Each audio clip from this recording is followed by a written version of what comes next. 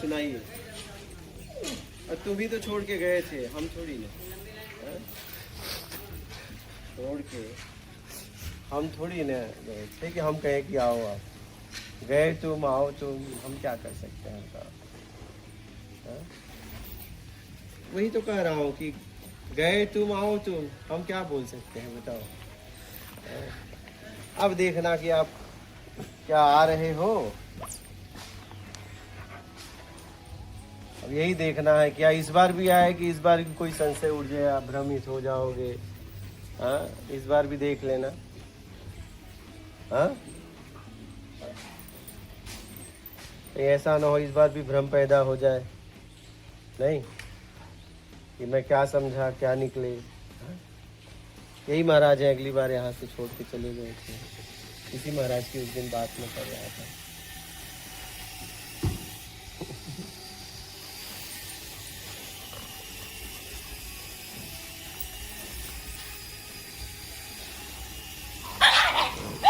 चलिए,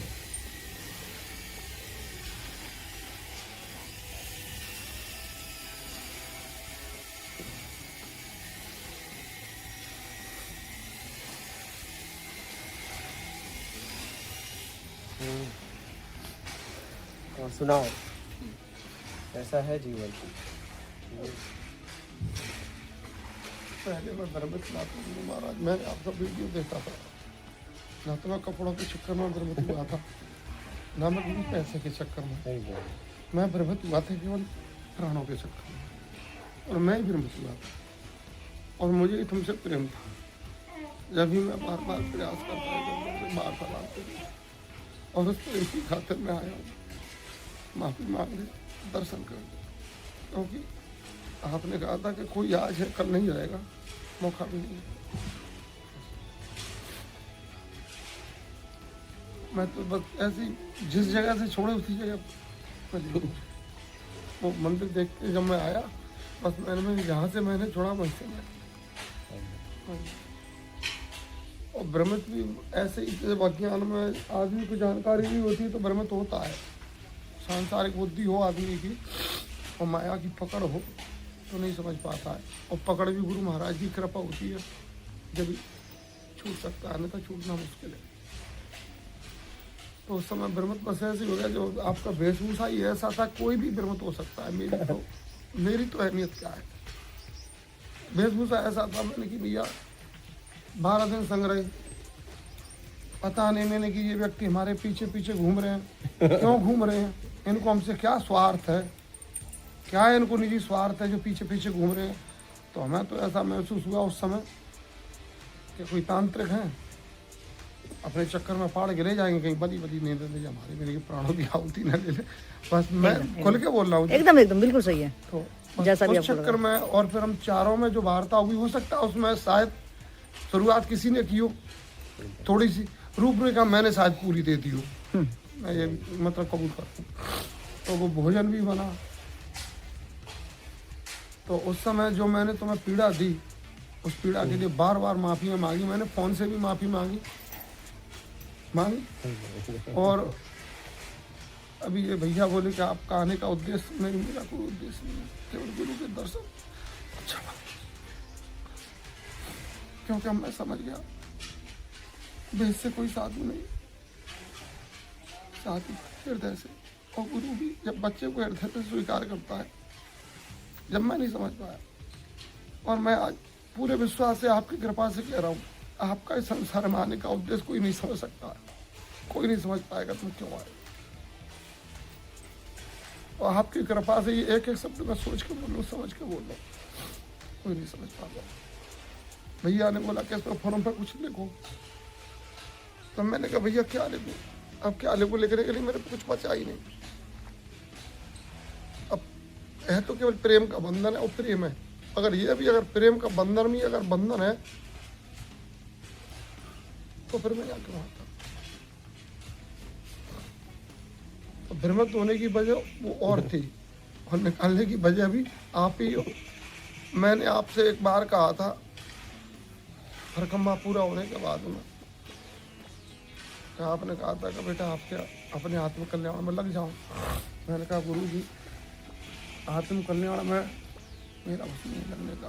लेकिन मुझे इतना विश्वास है कि अगर आप चाहोगे, मेरे से 800 किलोमीटर दूर बैठे हो, अगर आप चाहोगे तो वहाँ बैठ के मेरा पूरा फोड़ दोगे, तो मुझे वो पूरा विश्वास है। अब कोई शंका ना मेरे, कोई केवल जो तुमने दिया वही बस। मेरी लाइफ के 3 गुरु हैं। सर्वप्रथम तो परमात्मा को मानता था मैं, भगवान कृष्ण को, क्योंकि गुरु भी लोग कहते हैं कि गुरु बनावे जान के पानी पीवे छान के। अगर कोई शिष्य गुरु अगर जान ही लेगो तो फिर वो गुरु बनने की योग्य क्या, फिर तो वो खुद ही गुरु है। अगर गुरु को कोई जान लेगो तो फिर वो शिष्य का है, फिर तो वो खुद ही ज्ञानी है, उसके जैसा होगा। हाँ, फिर कौन गुरु कौन चेला। अज्ञानी निकलते गुरु की खोज में। और जब गुरु जैसे पानी को दूध में मिलाता है और पानी दूध हो जाता है, गंदा पानी निर्मल कर दिया तुमने। मेरे 3 गुरु हैं जीवंत शरीर वाले।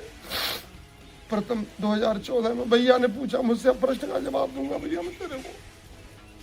2014 में ग्रस्त जीवन से, मैं ग्रस्त नहीं हूँ लेकिन माँ भाई बहन जैसा परिवार था, मैं मुड़ा। अवधूत बाबा शिवानंद जी को मैंने शिविर अटेंड किया चंडीगढ़ में 6-7 दिन के लिए। तो मेरे मन में भाव 2014 से आया कि अब कुछ नहीं करना है, केवल साधु बनना, परमात्मा के दर्शन करने बस। तो उन्होंने मुझे मोड़ दिया अध्यात्म की तरफ। फिर भेष के लिए मैं पागलों की तरह भटका। तो भेष के लिए मेरे गुरुजी, आगरा में बिरला मंदिर है, 40 ही का मेरे गुरुजी हैं, उन्होंने मुझे भेज दिया। वो 12 साल 40 साल के लगभग हैं, वो अभी फल आ रही है, अन्न नहीं खाते। तो मोड़ने वाले वो, भेज देने वाले वो, और जिसकी खोज में था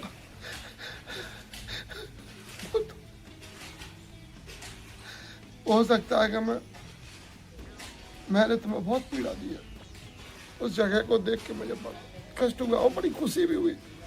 कष्ट हुआ कि मैं अपराधी हूँ, खुशी हुई कि जहाँ मैंने अपराध किया उसी जगह पर जाके मैं आज माफी मांग रहा हूँ या क्षमा मांगूंगा। ये मेरे बड़े भाग्य की बात है। वो जीते जी शरीर से, उसी जो वो गेट है ना, वो चैनल वाला, मैं जब, और देखो आपने मुझे जो एड्रेस दिया वो एड्रेस भी पता नहीं कहाँ चला गया। कोई एड्रेस नहीं, केवल फोन था, मैंने एक बार कॉल किया, उसका कोई रिटर्न जवाब नहीं आया। और आपकी कृपा बेफिक्र होकर निकला और यहाँ तक मुझे छोड़ने आया। कोई यहाँ तक छोड़ने आया, केवल पूछा मैंने भैया मुझे अदलपुरा जाना है। बोले कौन सा अदलपुरा, हम नहीं पता ये वो। तो मैंने भैया निबरानी, उन्होंने बताया। फिर मैंने कहा चिचली, उन्होंने बताया। मैंने अदलपुरा, यहाँ पे आके छोड़ गए। मैं कहीं भी थोड़ा बहुत पैदल चलूँगा, मैं कहीं पैदल नहीं चला, मुझे यहाँ खुद बाइक से छोड़ के गया। तो इतनी फिक्र, इतना प्यार। मैंने तुम्हारा बस गुरु महाराज ये अनुभव करो, गले से नीचे था समुद्र है, प्रेम का भंडार है। गले से नीचे अब अनुभव हुआ है, पहले नहीं था। पहले तो मैं अज्ञान में मान के कछु में, लेकिन गले से नीचे प्रेम ही प्रेम है, पूरी प्रेम की मूर्त है। अब चाहे मैं आपकी शरण में रहूं, कहीं भी रहूं, आशीर्वाद तो हमेशा मेरे पे है, हमेशा था, हमेशा रहेगा। मेरा तुमसे एक जन्म का रिश्ता नहीं है। मेरे जैसे अनेक होंगे, उनके लिए तुम इस संसार में आए। गुरुदेव आपको क्षमा प्रार्थी। और मैंने जो तुम्हें कष्ट दिया था उससे हजारों लाखों गुना कष्ट मुझे मिला है। मैंने भी किसी को ऐसी नर्मदा मैया की परिक्रमा में अपराध करो, परिक्रमा पूरा हुआ, वापसी आगरा जा रहे, ट्रेन में अजनबी मिला, पता है महाराज आपको। लेकिन अब मैं अपने मुँह से कहूँगा, 2 साल मेरे साथ रहा, बैंक में जॉब करता था, मैनेजर की नौकरी में था, रिजाइन दे के आया। मुझसे कहा कि मैं तो आप पे दीक्षा लूँगा संन्यास की, मुझे और किसी से नहीं चाहिए। मैंने भैया तुम मेरे से मतलब तो अपने घर जा, माँ बाप की सेवा कर, साधु बने की साधु जीवन में कुछ नहीं रखा है, अपने घर जाओ। और नहीं माना, पीछे पहुँच जाओ। 2-3 महीने उसे मैं इधर वृंदावन कभी कहीं अपने साथ रखा मैंने उसे, जब नहीं माना, यहाँ तक कि मैंने अपने घर भी रखा उसको 4-5 दिन, क्योंकि मेरे पूरे आश्रम नहीं था। अब मैं कहाँ ले जाऊँ जी, मेरे पीछे पड़े। तो वो प्रायश्चित का फल बता रहा हूँ मैं, कि कहाँ से घुमा घुमा के मुझे दिया। जो चोट मैंने दी वही चोट जब सीने पर लगी तब समझ में आया कि पीड़ा क्या होती है। तो वो आया जीवन में 2025 में उसके संस्कार कराए मैंने कुंभ में। और अभी रामेश्वरम में जब घूम के गया, पहले तो मैं आया था केवल ओमकारेश्वर दर्शन करने के लिए और उज्जैन 20 दिन पहले, और आज केवल मैं आगरा से इतवार से आश्रम से निकला हूँ, सिर्फ आपके दर्शन कर लिया। मुझसे रास्ते में कहा किसी ने उज्जैन में, महाकाल नहीं जाऊँगा, मैं नहीं जाऊँ, मेरा महाकाल नहीं, मेरा महाकाल में दूसरी जगह में जाऊँ। जब मैं उस महाकाल के लिए आया था तो मैं उसके पास गया, मैं उनके पास नहीं गया। मैं आज मैं सिर्फ उनके पास जा रहा हूँ, उसके बाद में माँ के पास। तो वो भी मुझे छोड़ के, और जब 2 साल कोई व्यक्ति साथ रहा और जिस तरीके से मैंने आपको ठुकराया ना, उसी तरीके से वो मुझे ठुकरा दिया। बहुत रोका मैंने, चाह के भी रोका नहीं, पूछा। जो आपने मुझसे कहा था ना, जब कि मैं राम मंदिर में सोया था और आप सोए तो शिव मंदिर में, तो मैंने कहा मेरी इच्छा थी एक बार आप मुझे मिलो। तो आपने कहा कि जब तेरी इच्छा थी तो मैं मिला, तू खा के सोया, मैं भूखा सोया हूँ। लेकिन मुझे क्या पता था कि आप सोए हो वहाँ उस राम मंदिर में। मुझे भी बताया था उन व्यक्तियों ने गाँव के, कि पता नहीं 2 संत हैं, हमने बहुत मना किया है और वो गांव में नहीं आ रहे, वो तो वहीं रुक गए। हमने कहा यहाँ जान का भी जोखिम है, गांव वालों ने उस समय बताया था। तो अब हमने सोचा ऐसा भी कौन संत है जो न भोजन की फिक्र है न जान का भय है। तो मैंने परिक्रमा तो आगे स्टार्ट बाद में होगी, सुबह में संतों के दर्शन करने जरूर जाऊँगा। मुझे नहीं पता था कि आप थे। जब सुबह में उस मंदिर की सीढ़ियों पर जब जैसे या तो आपकी पादुका वहाँ रखी थी, आप ऊपर से मंदिर की पादुका आपके नीचे थी। यकीन, मैंने पादुकाओं को देख के मुझे ऐसा अपनापन एहसास हुआ। मेरी पादुकाओं पर नजर गई और मैं सोच रहा था नहीं, पादुका तो किसी महापुरुष की है, अब कौन है भैया, उनको चल के देखते। ऐसा मेरा भाव आया, आत्मा विचार आया। ऊपर जब सीढ़ियों से सड़की है तो आप सामने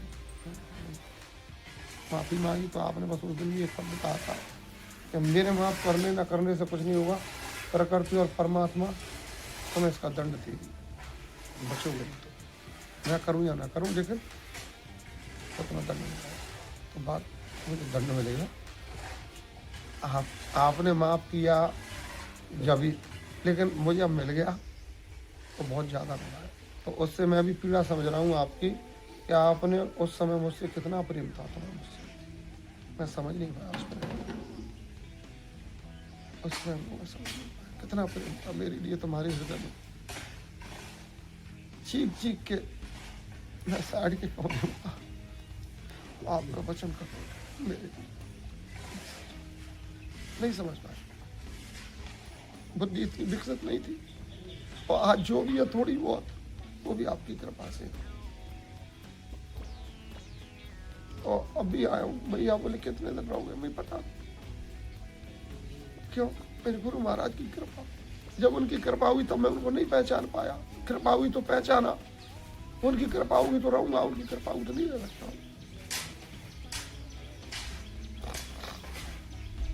तो अब कितने दिन आया हूँ, कैसे आया हूँ, बस ये कि जो भी हो, अब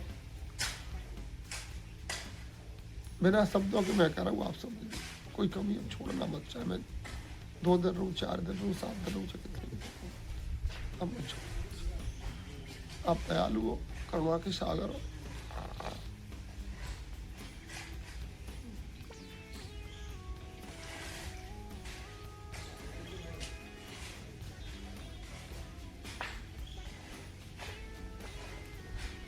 उस समय मैं तुम्हारे पीछे था, अब तुम्हें मेरे पीछे आना पड़ेगा। नहीं मेरा तो ये देखो गुरु महाराज, मैं मानता हूँ मैं पीछे नहीं आया हूँ। मैं यकीन मानना, मैं संडे से निकला हूँ, संडे से निकला हूँ और मुझे कोई ख्वाहिश भी नहीं है। ट्रेन में मैं आगरा से बैठ के अंदर उतर के मैंने टॉयलेट किया था 15 घंटे बाद, 15 घंटे बाद मैं टॉयलेट गया। जब मेरे को सामर्थ गवाही दे गई, नहीं अब मुझे जाना पड़ेगा, और अब भी 4 रोटी खा के निकला, कुछ खाया हो नहीं, तीसरा दिन मुझे इसकी भी परवाह। अब इतना मेरे हृदय में मुझे ही नहीं है, और मुझे पता है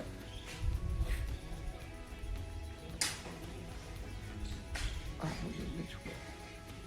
शरीर से एक बात अलग है, शरीर से, लेकिन मेरे प्रति अब आपके हृदय में अब कोई रहा रहता नहीं।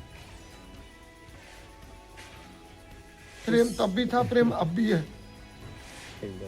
प्रेम तब भी था, प्रेम अब भी है, लेकिन आप अपने प्रेम को कभी जुबान पे लाके बोलते नहीं हो, एहसास नहीं कराते हो किसी को मैं तुम्हें कितना प्रेम करता हूँ। लेकिन जब नहीं मैं समझ पाया, अब आपकी कृपा से समझ चुका हूँ। मैंने एक बार कहा, फिर मैं कह रहा हूँ, गले से नीचे था समुद्र है, अगर किसी को गोते लगाने तो लगाते रहो।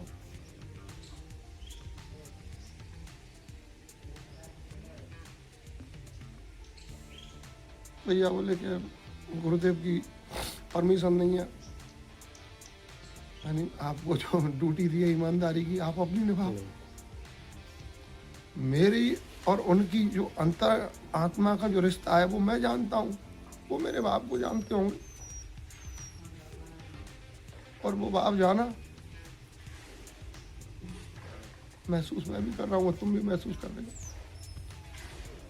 पीड़ा उस समय मुझे बस इतना हुआ था कि क्या छोड़ के जा रहा है। हाँ, मेरी पात्रता नहीं थी, आपने मुझे हुड़ेल के दिया, पात्रता थी नहीं।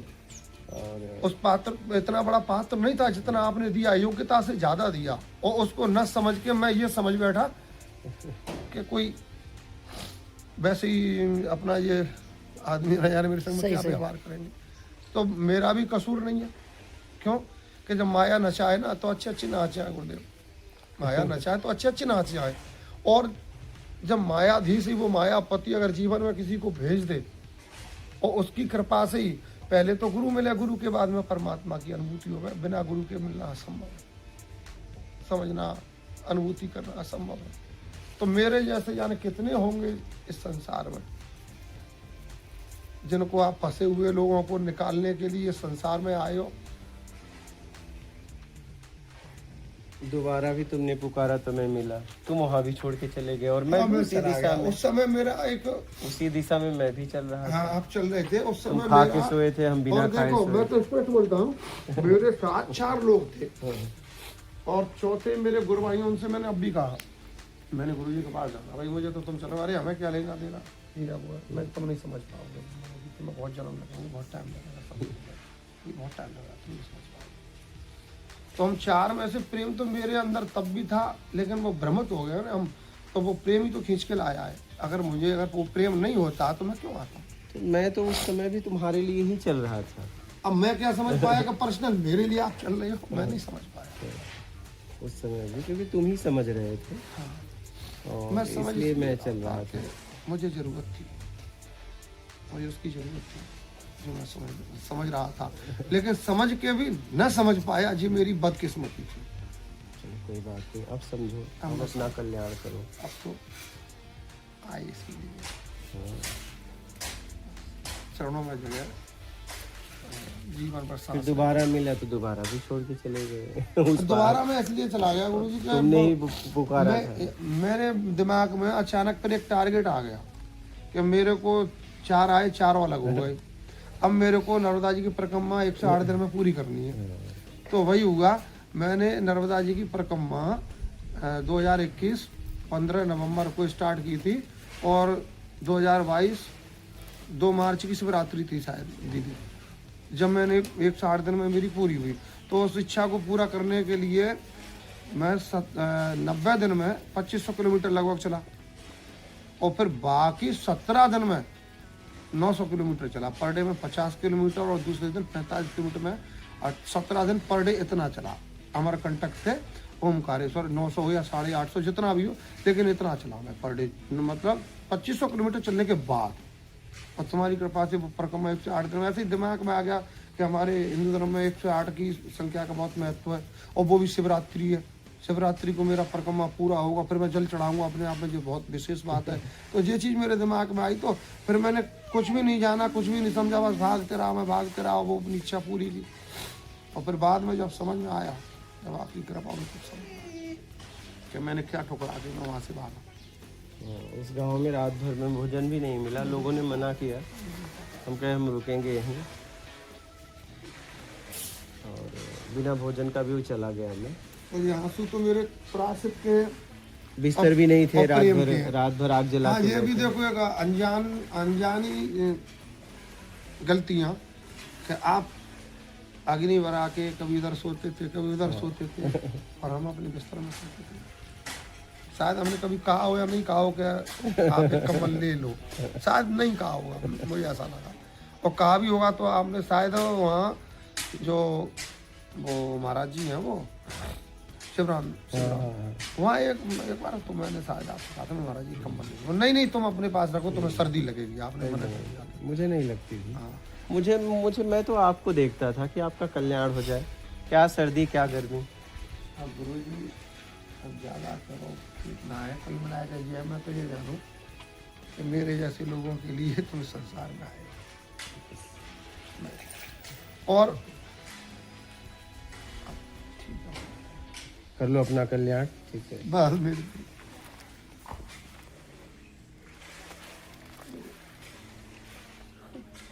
ऐसे गुरु कहाँ मिले वो जो इतनी गलती है के बाद में करे ना।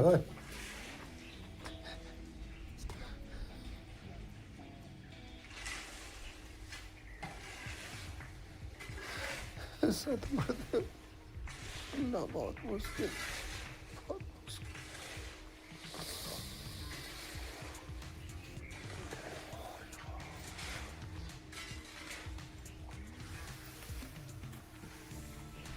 धन्य कर दिया तुमने, धन्य कर दिया।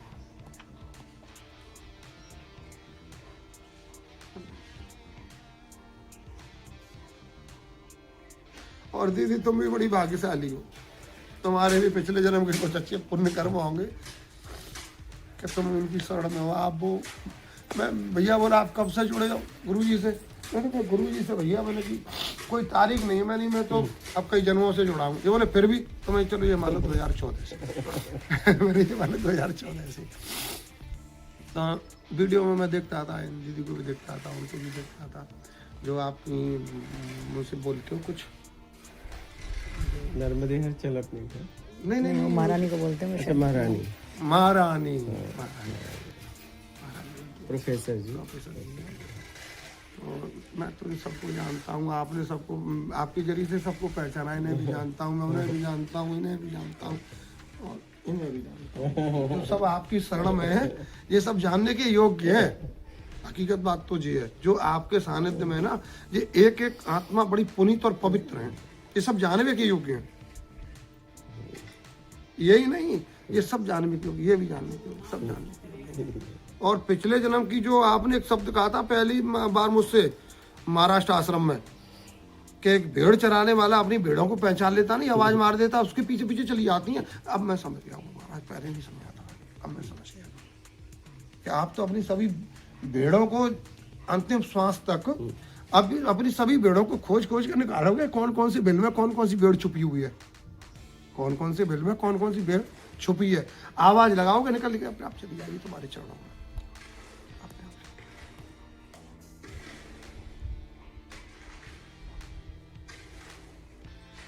तो अज्ञानता की भूल पे क्षमा, बारंबार क्षमा। शुद्ध और मन, शुद्ध मन से और शुद्ध पवित्र आत्माओं से क्षमा प्रार्थी हूँ। मेरी भूल जानबूझ के नहीं थी, वो अज्ञानता की थी, माया। फिर मैं वही शब्दों को रिपीट कर रहा हूँ कि मेरी क्या सामर्थ्य है, नारद जी की शकल बंदर की है गई, तमाम विश्वामित्र जैसे संत भटक गए, तो मेरी क्या सामर्थ्य है। तुम जिस दिन गए थे उस दिन भी मेरे आंखों में आंसू थे, और आज भी मेरे अच्छा, आंखों उस दिन में भी आंसू मेरी एक ईमानदारी थी गुरुदेव। आज आंसू तुम्हारे इसलिए कि मेरा वापस आया है, मेरा बेटा वापस आया है। और उस दिन आंसू इसलिए थे कि तू मुझे छोड़ के जा रहा, मेरे दिल में छुरा घोप के जा रहा था, ये मैं जानता हूँ। आज प्रेम के उस समय कष्ट के थे, आज प्रेम के उस समय कष्ट के थे। अब वही है, गुरु जी घूंगा खाए मन ही मन से आए। बदल दिया। शब्दों से परे है, उन सब मतलब उस चीज में कह नहीं सकता हूँ।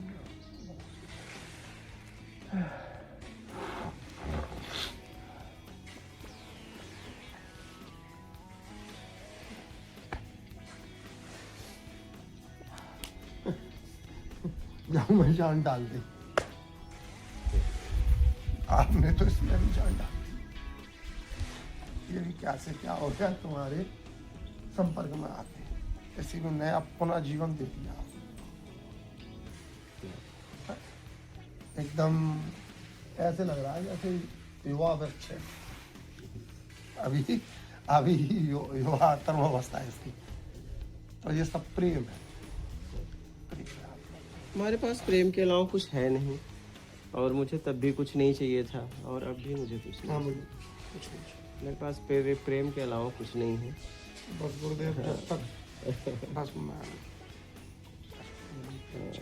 मैं तो पीछे पीछे भागता। हाँ, मेरे पीछे भागे, और मुझे ये यकीन था कि मैं जाऊंगा, मुझे गले लगा है। मुझे यकीन था, हकीकत बता रहा हूँ, मुझे यकीन था, कोई किसी को या ना हो, मुझे यकीन था।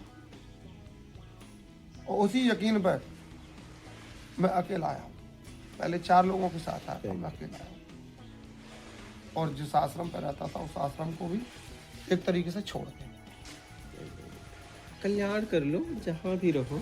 हाँ, बस एक ही मकसद हो, उस मकसद के पीछे आपका कल्याण। अब जो भी कमियां हैं, अब वो आपकी नजरों से तो छुपी नहीं है। बस अब जो भी हैं, पहले तो नहीं जानते थे, अब जानते हैं। तो अब जो भी हैं उनको रगड़ के बिल्कुल निचोड़ के खत्म कर देना। बस। चाहे 2 दिन रहे, चाहे 4 दिन रहे, अगर चाहे 5। कहीं और दोबारा आए ना तो कमियों के साथ ना आए हम दोबारा, फिर तो आए ना तो पूरे प्रेम के साथ आए। कहीं- अब भी आए तो हो सकता है कोई कमी होगी। कहीं जा भी रहे हो तो पूछना मैं वहाँ क्यों जा रहा हूँ। अगर मैं एक जगह से दूसरी जगह पे जा रहा हूँ तो एक जगह से क्यों जा रहा हूँ और दूसरी जगह क्यों जा रहा हूँ। क्या दूसरी जगह जा रहा हूँ वहाँ मेरा मकसद पूरा होगा? क्या एक जगह से दूसरी जगह जा रहा हूँ, एक जगह मेरा मकसद नहीं पूरा हो रहा है? ये प्रश्न करना, बस घूमते मत रहना। जब एक जगह से दूसरी जगह जाओ तो खोज नहीं, में अगर ये खोज में अगर मैं जाऊंगा तो वो खोज तो दूसरी जगह पूरी हो नहीं सकती। बस वही तो, हम दूसरी जगह फिर क्यों जाए? प्रश्न खड़ा होता है। अब प्रश्न है, वो बात तो ये वही अपने प्रेम आप की से आती है, पूछना है। प्रेम की बात। हाँ, बस बस जुबान दे दिया किसी को, जुबान दे दी। हाँ, देख लो देख लो। और वहां से भी आप भी कौन निकाल दोगे, ये मुझे भी पता है। उन चीजों भी आप निकाल दोगे, चाहे उसमें 2 महीने लगे, 4 महीने लगे, क्योंकि शिष्य बनाया तो शिष्य से भी निकाल दिया प्रभु ने, आपने, वो एक ही चीज है। और आश्रम के चक्कर में भी मुझसे भी निकला। अब ये भी एक आश्चर्यचकित घटना है, मैं ओपन कर ही देता हूँ। वैसे ना,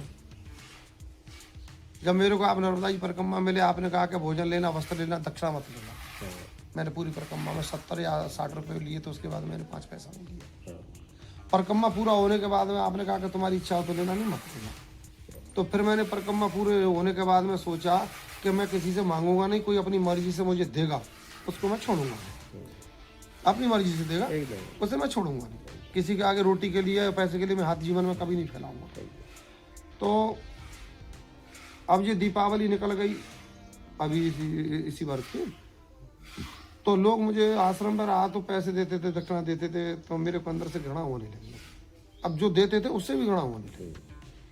अब मैं बड़े चक्कर में, लूँ या ना लूँ, लूँ या ना लूँ, लूँ या ना लूँ, क्या करूँ, कैसे समस्या से निकलूँ। तो अब बस वही विश्वास है कि मैं तुम्हारे पास रहूँ, शरीर से या ना रहूँ, आप मेरे पास हमेशा रहते हो, मुझे पूरा पता है। तो जब मेरा ये प्रश्न था तो नाइट में मेरे को स्वप्न में घटना घटी। आप स्वप्न में आए और मुझसे कहा कि जब तेरी इच्छा है ही नहीं तो फिर क्यों लेता है, मत ले। तो मैंने ठीक है, मैं 80 में दक्षिणा लेना। पहले तो मैंने कि जो देते थे वो लेता था, अब जो देंगे वो उसको भी नहीं लूँगा। मैंने लेना बंद कर दिया। गोवर्धन पूजन से मैंने अपने हाथों में किसी से 5 पैसे दक्षिणा नहीं लिया। और वो भी एक नज़ारा बड़ा अद्भुत था। जैसे आपसे मैं बात कर रहा हूँ, आपने मुझसे स्वप्न में जो वार्तालाप किया, जिस तरीके से आपने मेरे से इस तरीके से ऐसे ऐसे करके चेहरा जैसे आगे की करते चले गए ना, तो आपके चेहरे में से जो आपका जो फेस है ये हटता गया और हनुमान जी का चेहरा उसमें घुसता गया। आपका चेहरा जो था मना किया, जब तक आपका चेहरा मना करके जब आप आगे बढ़े तो फिर आपका चेहरा मेरी तरफ से ऐसे घूमता हुआ जैसे वो शाम के हुआ, तो आपके चेहरे से फिर वो ऑटोमेटिक पूरा हनुमान जी का चेहरा उसमें वो बन गया। तो मैंने तो ये समझा कि जो मंदिर पे जो मंदिर है वहाँ, वो भी 12 गाँव का मंदिर है, मुझे वहाँ केवल 2 रोटी खाता हूँ, मुझे किसी चीज़ से कोई लेना देना नहीं। तो पर हनुमान जी की कृपा का मैंने बहुत अनुभव किया, बहुत अनुभव किया। बिस्तर में मेरे करत सांप घुस गया, वो भी मेरा बाल वाका नहीं कर पाया। एक दिन मेरा पैर पड़ गया होता, वो भी बाल वाका नहीं कर पाया। और मेरे पेट पर ऊपर होके निकल गया, वो भी मेरा बाल वाका नहीं कर पाया। तो वो भी स्वप्न में हनुमान जी ने हमसे एक दिन कहा था, जब उस दिन आश्रम पर हम गए पहली बार, तब हमने देखा यहाँ तो बहुत सांप है, बहुत बीचियों में, ये तो मौत का घर है, भागो यहाँ से। हमने अपने चेहरे से कहा भाग भाई यहाँ से। तो हम मर गए तो कोई बात नहीं, तुम मर गए तो हम कहाँ से ला के देंगे तुम्हारे माँ बाप को। तो नाइट में हनुमान जी ने स्वप्न में यही हमें आवाज़ कराया कि इस संसार में समस्त जीव जंतुओं को इस धरती पर जीने का अधिकार है, आप भी जियो, ये भी जिएंगे, लेकिन तुमसे कोई भी बाल वाका नहीं होगा। उसके बाद में मैं उस जगह पे लगभग 2 साल रहा, और अब भी मैं उनसे ये कह के आया हूँ कि ना तो मैं छोड़ के जा रहा हूँ और ना मैं वापस कहने की आपको मैं आ रहा हूँ। मेरा अगर अन्न जल यहाँ का होगा तो मैं रिटर्न वापस आ जाऊंगा, और नहीं होगा तो पता नहीं, अब तो मैं पत्ता जैसे वृक्ष से टूट के जिधर बह जाता मैं ऐसे बना बहता रहूँगा। तो हनुमान जी ने वहाँ पे जो चीज़ें दिखाई मेरे को बहुत, मतलब मैं कह नहीं सकता हूँ, बहुत पावरफुल वो स्थान है। और मेरे को तो पूरे हिंदुस्तान में अगर तीर्थों में तीर्थ अगर मुझे को जिसने मेरे जीवन को बदला है वो मेरे माँ नर्मदा ने दिया, और किसी ने कहीं मुझे नहीं। मैं खूब घूमा, 12 ज्योतिर्लिंग, कन्याकुमारी, ये वो पूरा हिंदुस्तान कहीं छोड़ा नहीं, मतलब जो भी मुख्य मुख्य कहीं नहीं छोड़ा। लेकिन वो मैंने वो जो चीज़ मैंने कहीं महसूस नहीं की वो मैंने यहाँ पे की, और मैया की कृपा से मुझे आप मिले। अगर मैं परिक्रमा में नहीं आता तो मुझे आप नहीं मिलते। तो मेरे तो मैंने कहा नहीं 3 गुरु हैं, आपने जो करना था, और जो भी अब थोड़ा बहुत है वो इसी उद्देश्य से आए हो कि थोड़ा बहुत भी मेरा आप साथ आराम से रहो, अपना कल्याण करो। ठीक है, ठीक है।